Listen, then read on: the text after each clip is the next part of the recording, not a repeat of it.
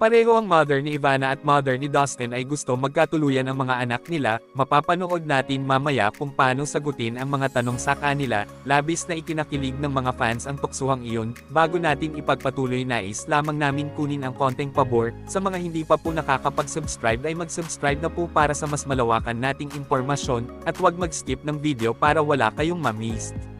Sa vlog ni Ivana na kung saan ay nagluluto siya kasama niya ang kanyang pamilya, nabanggit ng kapatid ni Ivana dahil masarap daw ang luto nito, ay maaari na daw talaga ito mag-asawa. Ang sabi pa ni Ivana ay, syempre naman nasa tamang edad na ako. Nagtawanan sila sabay. Sabi naman ng mama ni Ivana, nasa PBB ba?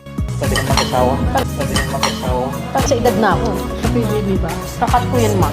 Matapos yun ay talagang nag-viral ang video na yun ni Ivana, at marami na namang komento na, kasama si Dustin, dahil ayon sa mga fan, tila boto din naman daw ang mama ni Ivana at parang may alam dahil, binubuking nito ang anak sa vlog, na kung saan tila daw pinipigilan siya ni Ivana na magsalita, dahil sabi ni Ivana, kakot niya raw yun. At isa pang hindi pinakawalan ng mga netizens, ang pag-guest ng mother ni Dustin, sa isang programa. Hindi napigilan ng mga host tanungin ang mother ni Dustin, kung boto daw ba ito kay Ivana, at hindi naman nagdalawang isip na sumagot ng, oo ang mama ni Dustin. Approve sa'yo si Ivana. Yes. Yes.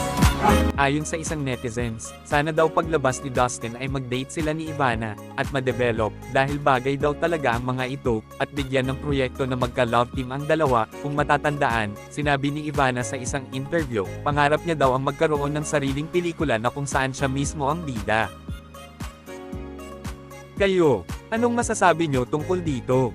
Magkomento lamang sa comment section, at huwag kakalimutan mag-subscribe para lagi kayong updated.